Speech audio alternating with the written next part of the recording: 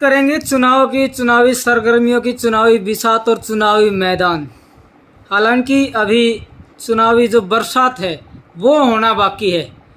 मौजूद हैं महेंद्रगढ़ विधानसभा में, और महेंद्रगढ़ विधानसभा में एक ऐसे चर्चित चेहरे के साथ हम मौजूद है।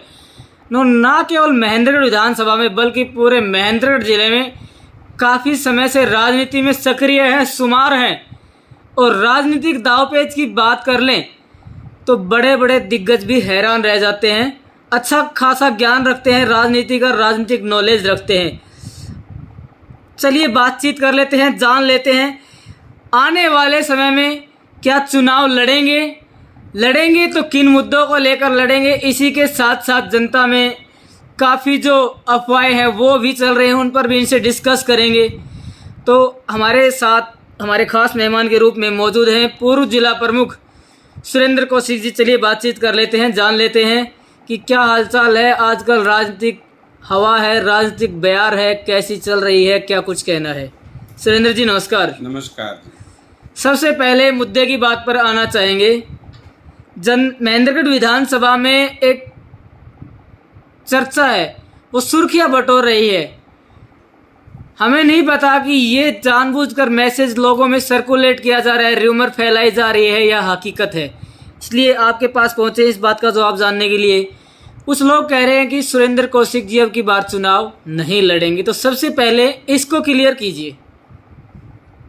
सबसे पहले तो मैं आपके दर्शकों को नमस्कार करता हूं, प्रणाम करता हूं। और ये हमारे यहाँ पे कुछ लोग इन्होंने छोड़ रखे हैं कि जो गांव में जाते हैं तो उनको एक बात सुनने में मिलती है कि सुरेंद्र कौशिक प्रबल दावेदार है और महेंद्रगढ़ का लोकल है, अब की बार उनका साथ देंगे। तो इनके पास कहने के लिए कुछ भी नहीं बचता। ये कहते हैं कि वो चुनाव नहीं लड़ेंगे।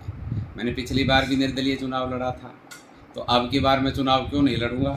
मैं आपके चैनल के माध्यम से कहता हूँ कि मैं 100% चुनाव महेंद्रगढ़ विधानसभा से लड़ूंगा, इंडियन नेशनल लोकदल पार्टी से लड़ूंगा। आज ही आपके माध्यम से बता रहा हूं कि ऐनक का चश्मा का मेरा निशान होगा और चौधरी ओम प्रकाश चौटाला का आशीर्वाद होगा। महेंद्रगढ़ से चुनाव 100% लड़ूंगा। इनेलो पार्टी की बात कर ले, महेंद्रगढ़ की राजनीतिक दृष्टि पटल की, राजनीतिक धरातल की, तो सिर्फ आज तक के हरियाणा के इतिहास में नांगल चौधरी को छोड़ करके कभी भी महेंद्रगढ़ की जनता ने इनेलो पार्टी को अपना आशीर्वाद नहीं दिया है। इसको लेकर के क्या कहेंगे। नांगल चौधरी से राव बहादुर सिंह जीते या फिर हमारे समर्थित कैंडिडेट जीते, पर मैं एक बात कहता हूं कि महेंद्रगढ़ से आदरणीय रामविलास शर्मा जब जीते तो चौधरी देवीलाल के आशीर्वाद से जीते, चौधरी ओम प्रकाश चौटाला के आशीर्वाद से जीते।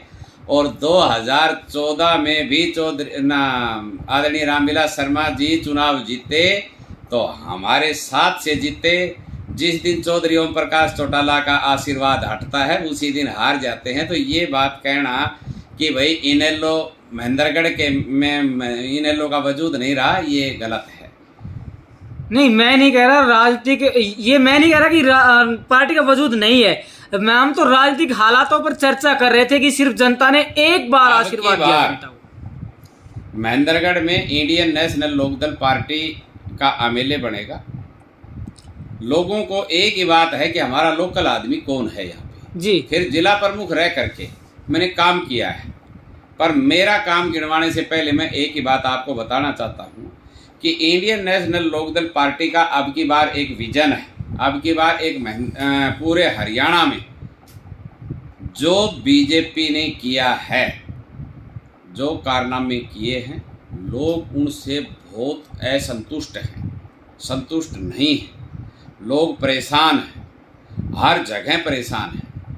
पेंशन के मुद्दे पे परेशान हैं, बीपीएल में परेशान हैं, नौकरी में परेशान हैं, रोडों के मामले में परेशान है, महेंद्रगढ़ नगर पालिका से परेशान है। कोई ऐसा मुद्दा नहीं है जिससे यहाँ के लोग सरकार से परेशान नहीं, सिर्फ झूठी वाहवाही लूटना। और सबसे बड़ी परेशानी क्या है कि किसी आदमी की फ़ोटो अगर विपक्ष के आदमी के साथ हो जाए, आज भी जाए, तो फिर नेता उसको पूरा शिकंजा कसने का काम करते हैं कि पता नहीं इनको महेंद्रगढ़ से ही निकलवा दूं तो अच्छा रहे। इस बात से भी लोग परेशान हैं, दादागिरी से लोग परेशान हैं, बहुत परेशानियां महेंद्रगढ़ में हैं। अब मैं आपको बताऊं कि मेरी पार्टी का आज भारतीय जनता पार्टी का राज है, पेंशन है 2750 रुपया, वृद्धावस्था पेंशन जी इतनी है ना जी बिल्कुल। चौधरी देवीलाल जी ने जब ये 87 में सरकार बनी तो उस समय कही थी कि भाई बूढ़ो मर मत जाना, मैं तुम्हारी पेंशन करूंगा 100 रुपये। चौधरी देवीलाल ने इसका कोई नियम वगैरह ये नहीं बनाया था कि जो आदमी 60 साल का हो जाए उसको 100 रुपया पेंशन माहवार दी जाएगी।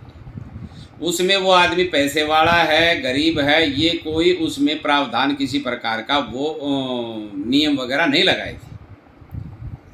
इस सरकार ने कि जिस आदमी की 1,80,000 रुपया आमदनी है साल की, उसकी पेंशन काट दी जाएगी। अब जिस परिवार की 1,80,000 रुपया है आमदनी, उसका और पेंशन का क्या लेना देना है। प्लस जो एज है कि जो एज कि भाई इसकी एज देखी जाएगी तो इसकी सर्टिफिकेट से देखो, वो सर्टिफिकेट वो ऑनलाइन होगी। ऑनलाइन के बारे में किसी अधिकारी को हम नहीं कह सकते, अधिकारी के पास जाएंगे तो बेचारे के पास उसके पास लेना देना नहीं है, वो कहेगा जी ऑनलाइन कर दिया। अब तो आगे से कहीं आएगा, आगे का किसी को नहीं पता कि आगे से कहाँ से आएगा, क्या होकर के आएगा। 2 साल अगर आगे से बात नहीं आई तो 2 साल उसकी पेंशन नहीं बनेगी। आज की सरकार की बेकायदियाँ हैं। मैं पहले पेंशन के मामले में बताऊँगा, हमारी पार्टी का राज आएगा उस दिन अगर किसी के पास सर्टिफिकेट है तो ठीक है, नहीं है तो जो वोट कार्ड है उसके आधार पे, वोट कार्ड भी नहीं है तो 2 डॉक्टरों की टीम बैठेगी, वो उसमें करके देगी कि ये आदमी कितने साल का है। वो आदमी जब 2 डॉक्टरों की टीम करके देगी कि ये आदमी 60 साल का है, हम उसमें न इनकम देखेंगे न और कुछ देखेंगे, उसकी पेंशन और पेंशन भी बता दें कितनी देंगे। 7,500 रुपया एक बुजुर्ग को हम पेंशन देने का काम करेंगे। हमारी सरकार की घोषणा है कि उस समय लोन माफ़ किए थे, अब हमारी सरकार आएगी तो हमारे समय में जो बेरोजगारी भत्ता था वो 10,000 रुपया उस समय देते थे, बेरोजगारी भत्ता, इंडियन नेशनल लोकदल पार्टी के राज में। आज इन सरकारों ने कोई बेरोजगारी भत्ता नहीं दिया, कोई किसी प्रकार का कोई नौजवानों के बारे में सोचने का काम नहीं किया। यकीन करना, मैं आप नौजवानों से अपील कर रहा हूं कि यकीन करना ये आपका काम है। हमारी पार्टी का राज आएगा, सबसे ज़्यादा हम नौकरी देंगे। जो नौकरी से वंचित नौजवान रहेगा उसको 20,000 रुपया माहवार हम भत्ता देने का काम करेंगे। कई आदमी इसके बारे में उठपटांग बातें जो करते हैं कि कहाँ से दे देंगे, पैसे कहाँ ले आएंगे, पैसे सरकार के पास बहुत होते हैं। जो ये वाहियात के काम करते हैं, इनमें पैसे लगाने की बजाय हम नौजवानों पे वो पैसा खर्च करने का काम करेंगे, बुजुर्गों की पेंशन पे खर्च करने का काम करेंगे। जो ये आज बीपीएल का राशन कार्ड है, गरीब आदमी का मजाक उड़ाया जा रहा है कि 10,000 रुपया जिसका बिजली का बिल 12 महीने में, 1 महीने में नहीं 12 महीने में जिसका बिजली का बिल 10,000 रुपया आ गया, उसका बीपीएल का राशन कार्ड काट दिया जाएगा। यही सरकार ने नियम बनाया है। जिसके घर में मोटरसाइकिल है उसका राशन कार्ड काट दिया जाएगा। अभी इन्होंने प्रेजेंट में 50,000 राशन कार्ड काटे हैं, उनकी लिस्ट आई नहीं है, अभी आएगी जब लोगों को पता लगेगा।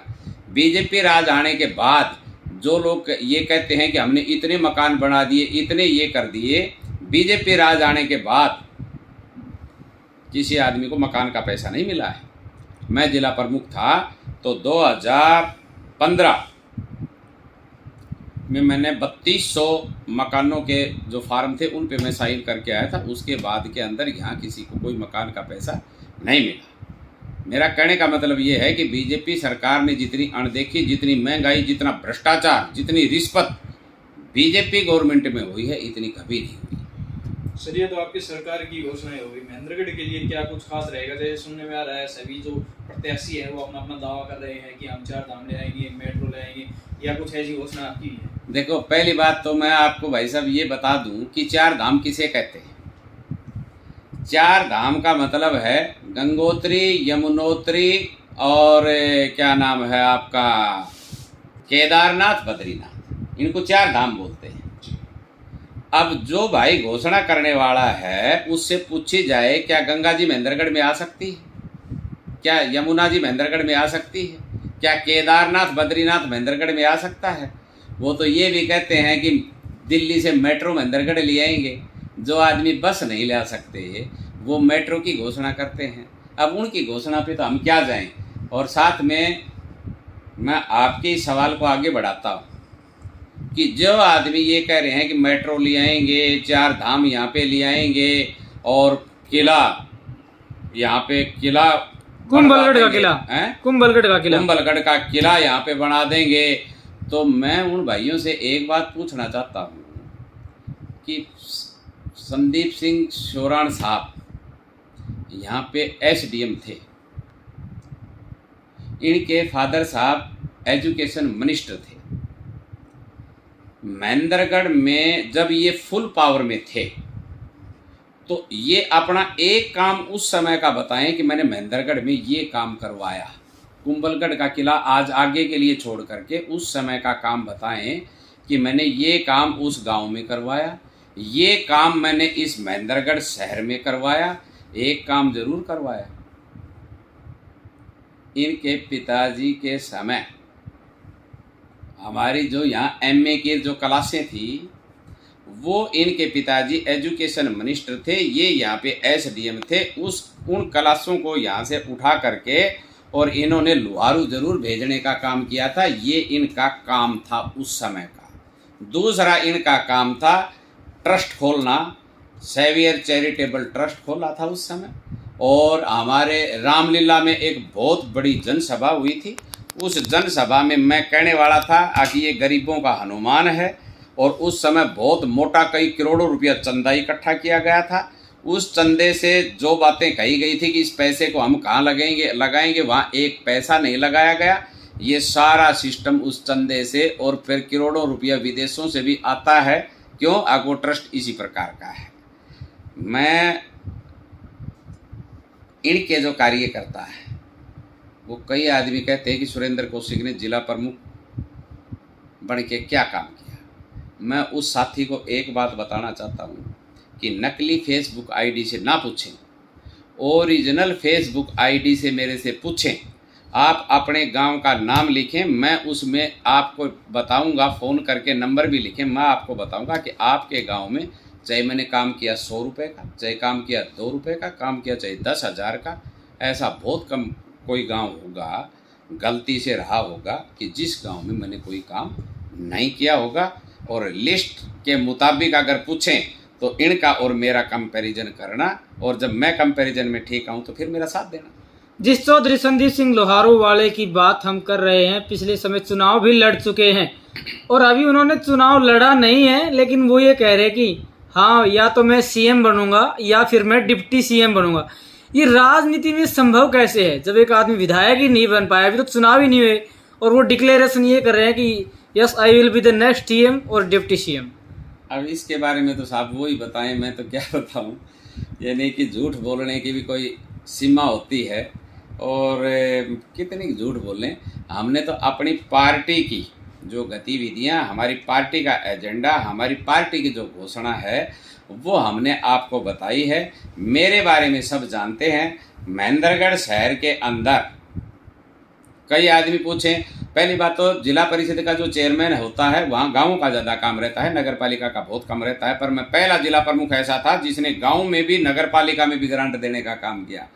महेंद्रगढ़ शहर में हमारा जो हुड्डा पार्क है, मैं आपको पहले भी शायद बता चुका हूँ कि हुड्डा पार्क हमारा महेंद्रगढ़ का है। रावदान सिंह ने उस समय कांग्रेस का राज था, आईटीआई की ज़मीन पार्क में कन्वर्ट करवाई थी।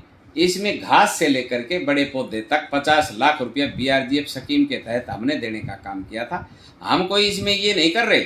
मेरे एक ही बात की शांति थी कि मेरा पत्थर लगे ना लगे, पर मेरे महेंद्रगढ़ शहर में एक अच्छा काम होने जा रहा है, उसमें मैं मेरा योगदान दे रहा हूँ।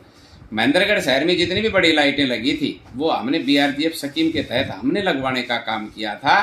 परंतु ठीक है भाई, हमारा पत्थर नहीं लगा, हमारी एडवर्टाइजमेंट नहीं हुई, परंतु मेरे दिल में एक बात की शांति थी कि महेंद्रगढ़ शहर में काम हो रहा है। मैं जिस कॉलोनी में रह रहा हूँ, इस कॉलोनी के अंदर सारे रोड यानी कि कच्चे पड़े थे, बन नहीं रहे थे। हमने अपनी ग्रांटों से बनवाने का काम किया था। हमने महेंद्रगढ़ शहर के लिए जहाँ जहाँ भी कोई बात आई, महेंद्रगढ़ में अपनी जेब से जहाँ रामलीलाओं की बात आई, कोई सार्वजनिक काम की बात आई, कोई जागरण की बात आई, कोई गरीब बच्चे या बेटी की बात आई, मैंने हर जगह साथ देने का काम किया है। गौशालाओं में, महेंद्रगढ़ में बूचियावाड़ी की गौशाला खुली, मेरे को वहाँ पे बुलाया गया। जब 10 गाय बैठा करके उन्होंने गौशाला खोलने का काम किया, तो मेरे को कहा गया था कि हमारे बहादुर सिंह साहब मालड़ा सराय से हैं, पुलिस से रिटायर हैं, आप उनसे मिलते रहते हो, कभी पूछना। उन्होंने मेरे को कहा था कि पंडित जी आप यहाँ पे ट्रैक्टर दो। उनके कहने से मैंने ट्रैक्टर देने का काम किया था अपनी जेब से। और जो ये घूम रही है, बताएं तो सही कि क्या दिया, कौन सी गौशाला है जिसमें मैंने अपना निजी कोष से या सरकार से योगदान नहीं दिया हो। महेंद्रगढ़ में ऐसी कोई गौशाला नहीं है। चलिए अभी बात कर लेते हैं महेंद्रगढ़ के राजनीतिक इतिहास की और महेंद्रगढ़ के विकास की। विकास बनाम राजनीति की बात हम कर रहे हैं। विकास 10% भी महेंद्रगढ़ में नहीं हुआ है, ये सार्वभौमिक सत्य है। और जो विकास हुआ है उसका क्रेडिट लेने के लिए दोनों नेताओं में होड़ लगी हुई है। एक ये कह रहा है मैं सेंट्रल यूनिवर्सिटी लेकर के आया, तो एक ये कह रहा है कि हाँ मैं IMT लेकर के आया। तो इसके बारे में क्या कहेंगे? वो IMT जिसकी मुख्यमंत्री जी ने आधारशिला रखी थी, वो शायद आधारशिला ही रहेगी। आप मेरी बात सुने, शायद इसके बारे में किसी को भी नहीं पता होगा।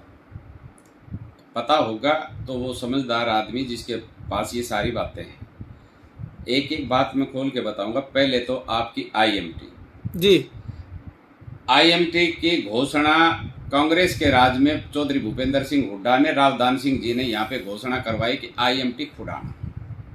2 बार घोषणा करवाई, पर घोषणा की घोषणा रह गई।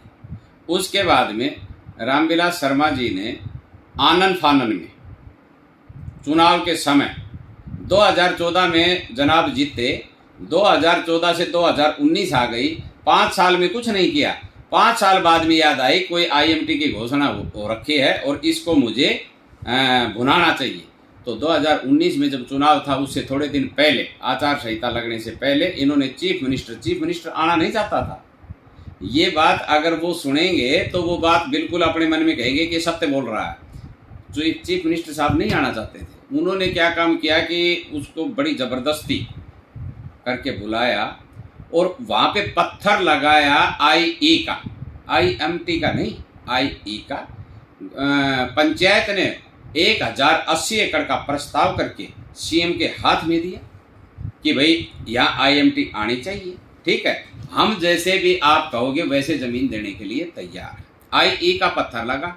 जो ही चीफ मिनिस्टर साहब हेलीकॉप्टर में बैठे, DC उस समय की थी गरिमा मित्तल, उनको आदेश था पत्थर नहीं रहना चाहिए। भाई अधिकारी तो क्या नाम है, चीफ मिनिस्टर का या सरकार का आदेश मानेंगे ना। वहाँ से वो पत्थर भी उसी समय उखाड़ लिया गया। आज वहाँ पे कोई पत्थर नहीं है, न IMT का है न IE का है। ये मैं एक बात इनसे कहता हूँ आपके माध्यम से, IMT तो बाद में लेके आना, पहले पत्थर तो ले आओ। वो पत्थर कहाँ पे है जिससे इन्होंने उसका उद्घाटन जो शिलान्यास करके गए थे, वो कहाँ है? उसको तो लेकर के आए कम से कम। फिर हमारे ओमपाल सिंह जी सरपंच बने, मेरे ख्याल में कई क्विंटल कागज उन्होंने फोटोकॉपी करवा के बेचारे के कई यानी लाखों रुपया लग गया। रोजाना 10-20 अधिकारी वहाँ पे भेजे रखें, ये फोटोकॉपी करवा के लाओ, अब वहाँ फरीदाबाद चलो, अब चंडीगढ़ चलो, उसका इतना पैसा खर्च करवा दिया। मैं उसको बार बार कहता था, अरे ओमपाल सिंह भाई तू बावड़ा हो रहा है, ये सिर्फ ढकोसला चल रहा है वोटों का और कुछ नहीं चल रहा। वो नहीं बोला, नहीं दादा तू विपक्ष का आदमी है, बेकार की बात करता है। मैंने कहा देख लेना। अब दूसरा चुनाव आ गया, कहीं उसका हुआ। अब चीफ मिनिस्टर, बड़ी शर्मनाक बात है कि मुख्यमंत्री जी जब यहाँ अब आए और आकर के अब कहने लगे कि पंचायत ने अब हमारे को प्रस्ताव दे दिया है अब हम इस पे काम करेंगे। कितनी शर्म की बात है। शुरुआत ही ग्राम पंचायत ने की थी कि यहाँ IMT लेकर के आओ, हम आपको ज़मीन देंगे, और वो अब की बार कह के गए हैं इस बात को। मुख्यमंत्री जी को यही नहीं पता कि चल क्या रहा है। ये तो है IMT की बात जी। दूसरा कोई काम शर्मा जी ने कोई मेरे ख्याल में कहीं किसी को कुछ गिनाया नहीं होगा। दूसरा काम शर्मा जी ये तो गिना रहे हैं कि मैंने 30-35 गाँव के लिए जल की व्यवस्था की है, डिगरोता, पलाना वगैरह, दवास हो गए। वो ये नहीं बता रहे कि मैंने जिस रोड का नारियल फोड़ के उद्घाटन किया था वो रोड पूरा भी नहीं हुआ, उससे पहले रोड टूट गया। महेंद्रगढ़ से माजरा चुंगी होते हुए हम फ्रीडम रोड की बात कर रहे हैं। क्या नहीं, क्या ऐसे विकास पानी पिलाना विकास है क्या? पानी किसी को पिलाना ये इसका मतलब तो इनको ये पता ही नहीं कि विकास किसको कहते हैं। अब शर्मा जी कहते हैं ये नहर पहले से निकली हुई है, ठीक है, हाँ, पानी इसमें आ गया होगा, और ये डिग बनाना, जो पॉपुलेशन बढ़ेगी तो वहाँ पे पानी का, बिजली का प्रबंध करवाना ये विकास नहीं होता। महेंद्रगढ़ के अंदर ये विकास नाम तो जानते ही नहीं। इन आदमियों ने 45 साल हो लिया, तो विकास अगर किसी लड़के का नाम भी निकालते तो वो भी 45 साल का हो जाता। अब तो ये विकास नाम तो किसी का विकास नाम नहीं जानते, विकास क्या चीज़ होती है। महेंद्रगढ़ में क्या हुआ है, एक आदमी दिल्ली से मेरे पास आ गया, वो मेरे को कहने लगा शर्मा जी 25 साल पहले महेंद्रगढ़ में आया था, जब भी महेंद्रगढ़ यही था, आज भी महेंद्रगढ़ यही है, ठीक है। पहले मैं आपको यूनिवर्सिटी का जवाब दूं कि राव दान सिंह जी कहते हैं यूनिवर्सिटी मैं लेकर के आया। हाँ, जब उनसे विकास की बात की जाती है तो वो सीधा सीधा ये कहते हैं कि हाँ मैं ये सेंट्रल यूनिवर्सिटी यहाँ पर लेकर के आया, विकास कैसे नहीं किया मैंने। झूठ नहीं बोलनी चाहिए। मैं ये बात कहूँगा, जो सत्य है वो मैं कहूँगा। कांग्रेस का राज था, मैं ये नहीं कहूँगा कि जब बीजेपी का राज था, इनेलो का राज था, कांग्रेस का राज था। सेंटर के अंदर कांग्रेस की गवर्नमेंट थी। उस समय ऑल ओवर इंडिया 16 यूनिवर्सिटियाँ पास हुई। 16 यूनिवर्सिटी पास हुई तो उसमें एक यूनिवर्सिटी हरियाणा को मिली। ये 16 की 16 यूनिवर्सिटियाँ बैकवर्ड क्षेत्र के लिए पास हुई। हमारे उस समय all over India 245 district backward में थे, तो हरियाणा में 2 डिस्ट्रिक्ट बैकवर्ड में थे, एक का सरसा और एक महेंद्रगढ़। कानून बनाया था सेंट्रल गवर्नमेंट ने कि जिस डिस्ट्रिक्ट में यूनिवर्सिटी जाएगी बैकवर्ड में, उस डिस्ट्रिक्ट में कोई भी यूनिवर्सिटी ऑलरेडी पहले नहीं होगी। तो सिरसा में यूनिवर्सिटी जाती तो सिरसा में चौधरी देवीलाल यूनिवर्सिटी ऑलरेडी पहले थी, इसलिए वहाँ से कैंसिल हो गई। फिर बचा कौन सा? महेंद्रगढ़। तो महेंद्रगढ़ आनी ही थी। इन्होंने ढोल धमाका बजाया कि मैं सेंट्रल यूनिवर्सिटी ले आया, मैं सेंट्रल यूनिवर्सिटी ले आया। जो अपनी विधानसभा में एक रोड पास ना करवा सका दादरी से और नारनौल का, जो कि चौधरी भूपेंद्र सिंह हुड्डा को 24 घंटे अपनी जेब में रखता था, वो सेंट्रल यूनिवर्सिटी ला सकता है क्या? फिर जाट और पाली में ये सेंट्रल यूनिवर्सिटी क्यों स्थापित हुई कि फ्री 630 एकड़ जमीन, ऑन हाईवे मीठा पानी, इन्होंने सब जगह घूम घूम करके देखा। ये यहाँ यूनिवर्सिटी बिल्कुल नहीं बनाना चाहते थे इन गाँव में, परंतु ये जिन गांव में बनाना चाहते थे उन गांव में जमीन नहीं मिली, इसलिए सेंट्रल यूनिवर्सिटी 630 एकड़ जमीन 2 गांव ने फ्री देकर के इन गांव में आई। फिर मैं उसके बाद में बड़ी बात कर देता हूं इनकी कि हाँ चलो मैं मान लेता हूं, आप मान लो कि ये सेंट्रल यूनिवर्सिटी राव दान सिंह जी लेकर के आए, मान लो एक बार, तो फिर जो आदमी लागू करना तो फिर उसका अधिकार क्षेत्र बन ही जाता है। जब गांव वालों ने 630 एकड़ जमीन फ्री दे करके एक प्रस्ताव दिया कि 2% का आरक्षण एडमिशन में भी 4th क्लास में भी हमारे दोनों गांव का होना चाहिए, वो लेटर जिस दिन अर्जुन सिंह जी मंत्री जी यहाँ सेंट्रल गवर्नमेंट से इसकी का जब पत्थर रख करके गए थे, तो जब उस समय राव दान सिंह को दिया, राव दान सिंह जी ने अपनी जेब में डाल लिया, ठीक है, और बाद में समाचार ये मिला कि ये नहीं हो सकता। फिर राव दान सिंह जी जब यूनिवर्सिटी ला सकते हैं तो 2% आरक्षण भी दिलवा सकते हैं। और हम तो आज भी मान लेंगे कि भाई हम मान रहे हैं कि भाई आप लेकर के आए तो हमारे 2 गांवों को छोड़ करके पूरे ब्लॉक को दिलवा दो 2%, पूरे जिले को दिलवा दो 2% आरक्षण, भाई आपके ही सिस्टम में आई हुई तो दिलवा दो। ये सिर्फ झूठ के अलावा इनके पास कोई समाचार नहीं है। चलिए अभी बात कर लें कांग्रेस पार्टी की। कांग्रेस पार्टी ये किसी से छुपा हुआ नहीं है कि वंशानुगत राजनीति को ही आगे बढ़ाती है, और इसी विचारधारा पर हमारे माननीय विधायक जी भी चल रहे हैं। खुद तैयारी कर रहे हैं लोकसभा की और बेटे को तैयारी करवा रहे हैं विधानसभा की। मामला चर्चा का विषय विधानसभा में बना हुआ है, इस पर क्या प्रतिक्रिया रहेगी? देखो, मैं तो आपको एक बात कहूँगा भाई, वो तो तैयारी करवाएंगे, क्योंकि 4 बार उनको लोगों ने यहाँ से विधायक बनाया है। हमारे यहाँ से रामविलास शर्मा जी विधायक,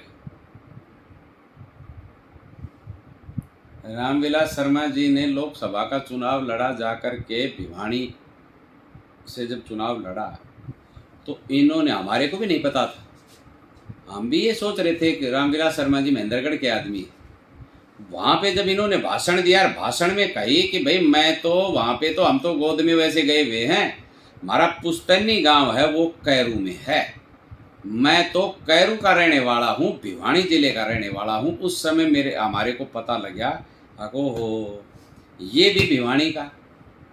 तो राव दान सिंह जी का पैलादगढ़ गांव है वो भी भिवानी में, तो वो भी भिवानी का।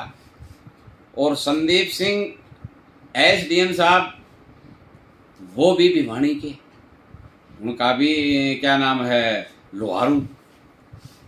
तो मेरा कहने का मतलब ये है कि यहाँ सारे भिवानी के। मैं मेरी बता रहा हूँ, मेरा पुश्तैनी, मेरे बुजुर्गों का गांव खुडाना जो आज भी महेंद्रगढ़ में है, उसके बाद में खुडाना से आकर के गांव बसा जाट, वो आज भी महेंद्रगढ़ में है। और मैं जाट से आकर के रहने लग गया महेंद्रगढ़ में, तो मैं आज भी महेंद्रगढ़ में हूँ। एक सबसे कड़ा सवाल हमारा आपसे रहेगा कि क्या जनता आपको सिर्फ इसीलिए वोट दे कि आप लोकल हैं, या फिर महेंद्रगढ़ की जनता आपको क्यों चुने? नहीं, मैं महेंद्रगढ़ लोकल की बात नहीं कर रहा। अब की बार जनता का मन है कि हम महेंद्रगढ़ का लोकल आदमी जिताएंगे, परंतु मैं मेरी बात कह रहा हूँ कि मैं 5 साल जिला प्रमुख रहा, मैंने लोगों को काम करके दिखाए, मैंने जिला प्रमुख का एक इतिहास बनाया है कि मेरे से पहले किसी जिला प्रमुख ने इतना काम नहीं किया और मेरे के बाद में भी कोई काम नहीं हुआ है। मैंने एक इतिहास रचा था कि मैंने हर गांव में ग्रांट देना, हर गरीब आदमी की सुनना, मकान का पैसा गरीब आदमी तक भेजना, वृद्धावस्था पेंशन खुद जा करके बनवाना। मैंने लोगों को इतनी सहूलियत दी थी। सतनाली क्षेत्र में कभी जिला प्रमुख मेरे बाद में या मेरे पहले देखा नहीं। मैं सतनाली गांव के अंदर मैंने एक डे कर दिया था फिक्स कि मंगलवार या बुधवार को यहाँ पे अधिकारी आएंगे और लोगों की समस्या को यहीं सुनेंगे, निदान यहीं करेंगे।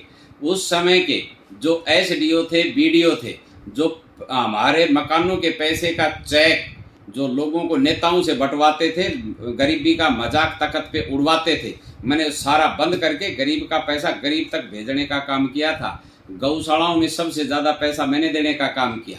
और भी गरीब संस्था या जो भी संस्था थी, जो गरीब बेटी की शादी की कोई बात आई, मैंने सब जगह बच्चों के खेल के सामान का पैसा, बहुत गांव ऐसे है कि जिनके अंदर खेल का सामान, जिम का सामान मैंने खुद भिजवाने का काम किया। मैं लोगों से जुड़ा हुआ हूँ, घर घर जुड़ा हुआ हूँ।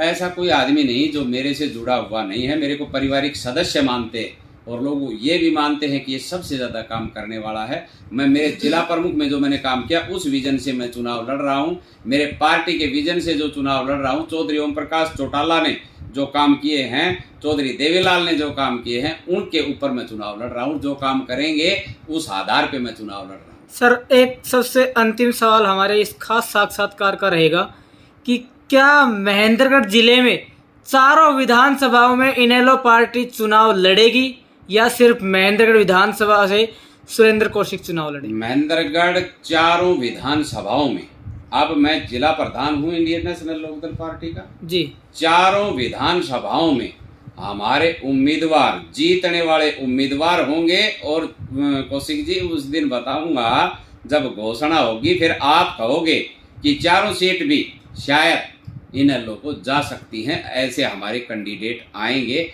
ऐसी बात नहीं है। आज पूरे हरियाणा में इंडियन नेशनल लोकदल पार्टी का चौधरी अभय सिंह चौटाला का डंका बज रहा है।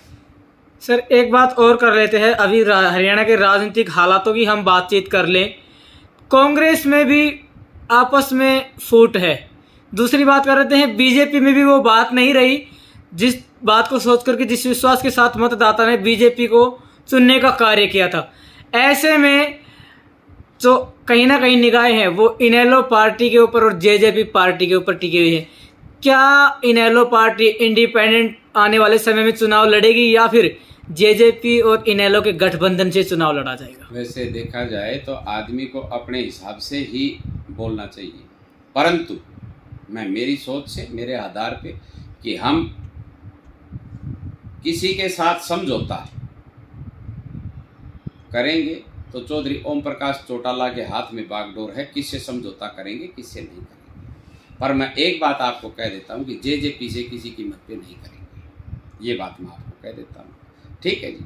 उसके बाद में कि बीजेपी है उसका तो बंटा धार हो गया है, वो तो सिस्टम ही बंद हो गया है। और अब की बार आने वाली सरकार चौधरी अभय सिंह चौटाला के सानिध्य में, आज गरीब की आवाज़ कोई उठाता है तो चौधरी अभय सिंह चौटाला उठाता है। आज विधानसभा में 89 एक साइड है, अकेला एक साइड है। और सबसे बड़ी बात आज लोगों को क्या अखर रही है कि चौधरी ओम प्रकाश चौटाला को 10 साल की सजा क्यों हुई। आज लोग बोल रहे हैं इस बात को आज कि जब 3200 अध्यापक लगाए और उनके जब वेरिफिकेशन करी तो ये कहा कि ये बिल्कुल ठीक लगे हुए हैं, तो चौधरी ओम प्रकाश चौटाला की 10 साल की सजा फिर किस बात पे हुई? या तो भर्ती गलत थी तो उनको भी हटाना चाहिए था, उनकी प्रमोशन हो रही है। अगर वो इनकी जो कमेटी या इनकी जो एजेंसी ये कहती है कि ये भर्ती बिल्कुल 100% बिल्कुल ठीक हुई है, तो मैं पूछ रहा हूँ हरियाणा की जनता से, फिर चौधरी ओम प्रकाश चौटाला की सजा किस विषय में इन्होंने करवाई थी? आज 90 साल का बुजुर्ग जो इन्होंने और भी 4 महीने फालतू सजा कटवाने का काम किया, जो सजा उनकी बुली थी उससे भी 4 महीना फालतू सजा काट करके आया है। पर आते ही वो शेर आदमी, उन्होंने एक ही बात कही, अब की बार 3200 घरों का चूल्हा जलाया था, अब मेरी सरकार आएगी तो लाखों चूल्हे जलाने का काम करूंगा, उसके बाद में चाहे कोई सरकार मुझे फांसी करवाने का काम करे। सर एक सवाल और है हमारा आपसे, सबसे अंतिम। हर घर रोजगार, घर घर रोजगार का देने वाली बीजेपी पार्टी सत्ता में आई, ये कहा गया था कि हर युवा को रोजगार दिया जाएगा, लेकिन ये भी सार्वभौमिक सत्य है और असल सत्य है कि कोई भी भर्ती ऐसी नहीं है जो कोर्ट में लंबित नहीं है। आज युवा परेशान है, सड़कों पर विरोध प्रदर्शन कर रहे हैं, पुलिस लाठियां भांजती हैं, लेकिन रोजगार नहीं दिया जाता। इन्होंने क्या काम किया है कि जब जब चुनाव आता है, जब जब ये फार्म वगैरह निकाल करके भर्ती प्रक्रिया शुरू कर देते हैं। एक तो सबसे ज़्यादा इन्होंने युवाओं का नुकसान कहाँ किया है कि कोई भी भर्ती निकाल दें, कुछ भी निकाल दें, उसी फार्म में 500 रुपया, 1000 रुपया ये लेने का काम करते हैं। कई करोड़ों रुपया फार्म में ही इकट्ठा कर लेते हैं। फिर थोड़े दिन बाद में समाचार आता है कि भर्ती रद्द, फिर फॉर्म निकालो, फिर भरवाओ। और जो भर्तियां 2018 में इन्होंने कर रखी हैं, उनकी आज तक इन्होंने ज्वाइनिंग नहीं दी है, तो कहाँ से भर्ती करेंगे? सिर्फ इनके पास ढकोसला है, ढकोसले के अलावा इनके पास कुछ भी नहीं है।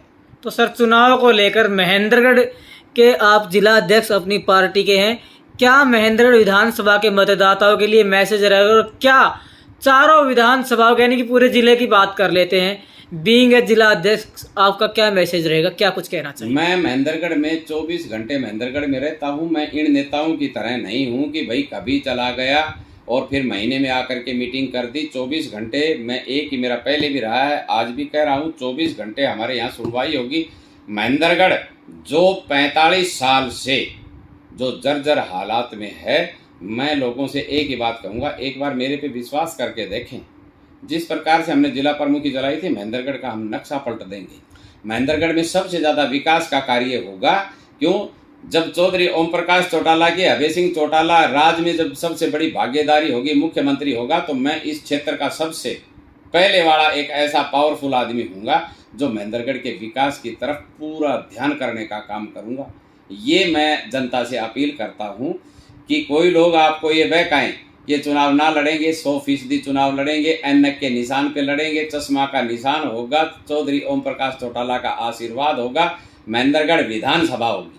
सर आपकी बात कर ले राजनीतिक ग्राउंड की, तो जिला प्रमुख को छोड़ करके आप भी बीच में राजनीतिक हालात के चलते लगा लें किसी भी तरीके से, आप भी इनेलो पार्टी को छोड़कर बीजेपी में चले गए, फिर उसके बाद फिर से आपकी वापसी इनेलो में हुई, क्यों? क्या जनता का ये सवाल है। 2007 में मैंने Indian National Lokdal party join की थी। जब मैं राजनीति में आया, मैं चौधरी ओम प्रकाश चौटाला के आशीर्वाद से जिला प्रमुख बना। कांग्रेस का राज था। जब मैं जिला प्रमुख बना तो कांग्रेस ने बड़ा तांडव किया था, अविश्वास प्रस्ताव लेकर के आए कि भाई तुम इनेलो को छोड़ करके कांग्रेस में आओ। मैं नहीं आया। मैं पूरे 5 साल इनेलो में रहा। 2014 में मैं बहुत बड़ा दावेदार था विधानसभा का यहाँ से, परंतु 2014 में एक ऐसा सिस्टम आ गया कि यहाँ से रामविलास शर्मा जी ने एक घोषणा कर दी कि मैं चीफ मिनिस्टर बनूंगा। तो हमारे यहाँ इलाके का हर आदमी कहने लगा कि सुरेंद्र कौशिक चुनाव लड़ेगा, रामविलास शर्मा हार जाएगा और ये सीएम सिटी होनी है। इसकी वजह से सीएम सिटी तो हर आदमी आया, इवन कि रामविलास शर्मा आकर के मेरे सामने हाथ जोड़ करके उस दिन तो आंसू आ रहे थे। ये तो शेर तो अब बने। उस दिन तो पूरा परिवार, सब रिश्तेदार, सब मिलने वाले एक ही बात कह रहे थे कि अब की बार ये इनका लास्ट है। अब की बार कौशिक साहब चीफ मिनिस्टर बनेंगे रामविलास जी। तो अब की बार मैंने एक बात सोची कि मैं एमएलए बनूंगा तो मैं चीफ मिनिस्टर नहीं बनूंगा, परंतु अगर ये चीफ मिनिस्टर बनता है और महेंद्रगढ़ का सुधार होता है तो मैं इसके लिए अपनी एमएलए को या अपने इस कार्य को त्यागता हूं। और मैंने रामविलास शर्मा का तन से साथ दिया, मन से साथ दिया, धन से साथ दिया। उसके बाद में 6 महीने में ही इन्होंने अपना रंग दिखाना शुरू कर दिया था और 6 महीने में ही हमारा सिस्टम उल्टा हो गया। मैं जब भी पार्टी में ही था, मैंने जब इनका साथ दिया, जब भी मैं इनेलो पार्टी में ही था। सर तन मन तक तो साथ देखा जाता है, लेकिन धन से साथ कैसे दिया? ये बात समझ नहीं आई। धन से नगद पैसे। आज इनका जो भाई है वो स्वर्ग में है, मैं नरक में हूँ। मैं ये नहीं कहता कि मैं उसके पैसे मांगता हूँ, परंतु उन्होंने उस समय मेरे से भाई पैसे की व्यवस्था कराओ और वो व्यवस्था मैं फिर चंडीगढ़ जाऊंगा, मैं ला करके दूंगा। परंतु जब ये जीत गए, मंत्री बन गए, उस समय वो मेरे को, उसने बेचारे ने मेरे को कहा कि अब मैं पैसे, मैंने कहा यार भाई जीत गया, मंत्री बन गया, कोई नहीं, उस पैसे को छोड़, उस पैसे को मैं भुगतने का काम करूंगा। मैं ये किसी पे इल्ज़ाम नहीं लगाता कि भाई वो मेरा पैसा खा करके मर गया ना। मैंने उसको कहा था पैसे देना मत बाद में। अच्छा, शर्मा जी को तो वो उसकी आत्मा ही बता देगी कि मैंने कितनी बार कितना पैसा दिया है। जब भी मेरे से मिलता था, जब यूँ करने लग जाता, फिर हम कहते खर्चा नहीं होगा, ठीक है ना। और वो मेरे पर आरोप लगाते हैं, कभी तो दान सिंह से पैसे लेकर के चुनाव लड़ रहा है मेरे को हराने के लिए। 2014 में भी इन्होंने ये आरोप लगाया था, ठीक है। 2014 में कहा था कि 2 करोड़ रुपया राव दान सिंह से लेकर के चुनाव लड़ रहा है मेरे को हराने के लिए। तो जब मैंने इनका पक्ष किया था, इनके पक्ष में मैं चुनाव लड़ने के लिए मैंने मना कर दिया था, तो रामविलास शर्मा धर्मीमान से बताए क्या 2 रुपये दिए थे क्या? अगर राव दान सिंह से पैसे लेकर के मैं चुनाव लड़ता तो फिर इनसे पैसे वापस लेकर के देता ना। परंतु ये कोई मुद्दा नहीं। मुद्दा एक ही है कि अगर कोई 35 बिरादरी में चुनाव लड़े, ब्राह्मण है, राजपूत है, बनिया है, खाती है, कुमार है, तेली है, मणियार है, गुज्जर है, कोई भी जाति, उनमें अगर कोई चुनाव लड़ता है तो रामविलास शर्मा जी एक ही बात कहते हैं कि ये मेरे को हराने के लिए राव दान सिंह जी से पैसे लेकर के खड़ा है। अगर कोई हीरों का लड़का चुनाव लड़ने लग जाए तो फिर राव दान सिंह जी ये बात कहते हैं कि ये मेरे को हराने के लिए रामविलास जी से पैसे लेकर के खड़े हैं। 2 ही आदमी होने चाहिए, क्यों 4-5 बार रामविलास जी, 4 बार दान सिंह जी, 9 योजना हो गई, 9 5 45 साल हो गई, 2 ही आदमियों ने गदर मचा रखा है यहाँ। और काम नहीं हुआ 45%, यानी कि 45% तो बहुत बड़ी बात होती है। इन्होंने तो 4 काम भी ना करे, 45% तो बहुत बड़ी बात होती है। तो भाई हमारे साथ हमारे खास मेहमान के रूप में उपस्थित रहे सुरेंद्र कौशिक जी की पूर्व जिला प्रमुख और आने वाले समय के महेंद्रगढ़ विधानसभा के भावी उम्मीदवार। आज हमने इनसे बेबाकी से कई मुद्दों पर चर्चा भी की और जो राजनीतिक आने वाले समय का जो भविष्य है, इनेलो पार्टी का जो भविष्य है, उसके बारे में भी उन्होंने अपनी राय रखी। अब आपको क्या लगता है कि आने वाले समय में कौन सी पार्टी सरकार बना सकती है? क्या हो सकता है जेजेपी इनेलो का गठबंधन, या फिर हो सकता है इनेलो कांग्रेस का गठबंधन, या आने वाले समय में हरियाणा का राजनीतिक भविष्य क्या है? कौन सी पार्टी बनाएगी सरकार? कमेंट सेक्शन में अपना जवाब अवश्य दें। और इसी के साथ साथ जो अफवाहें चल रही हैं क्षेत्र में, उस पर भी अपना खुलकर कमेंट सेक्शन में जवाब अवश्य दें। आप देखते रहें आपका अपना न्यूज चैनल इंडिया दैनिक न्यूज और भारत गौरव न्यूज। जय हिंद, जय भारत।